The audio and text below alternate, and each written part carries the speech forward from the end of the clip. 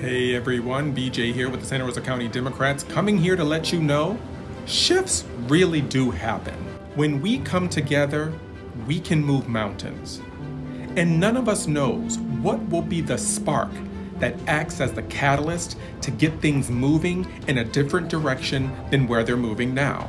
So I'm seeing a lot of stuff on social media, as well as people on our social media pages talking about how disgruntled they are, how upset they are, how angry they are at the way this administration is behaving. Caveat, they're doing everything they said they was going to do, but that's a whole other story. But I'm seeing a lot of content about organizing protests, organizing marches, organizing boycotts.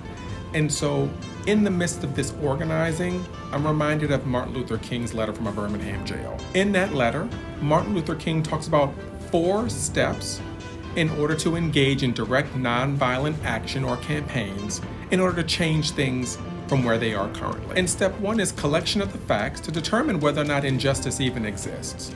Now, I think we've done that part.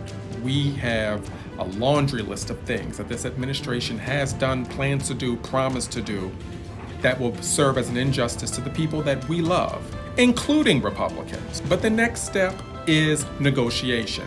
And that's where you come up with your demands. That's where I feel as though we falter. What is the change that we envision?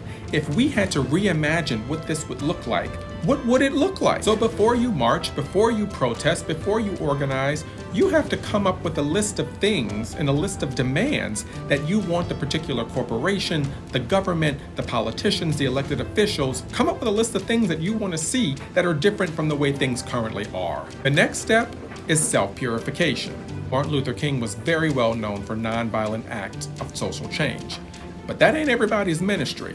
So you have to get clear with yourself on whether or not you want or you plan to engage in purely nonviolent acts of resistance. And last but not least, direct action. So you don't boycott, you don't protest, you don't go to marches, you don't plan rallies, you don't show up at town halls, you don't do any of that until you have done the first 3 steps of nonviolent campaigns for change. Let's not focus on protests, let's not focus on marches, let's not focus on rallies.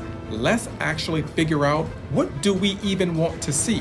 What are our demands? If we had to reimagine what our schools would be, what our communities would be, what our neighborhoods would look like, what would it look like?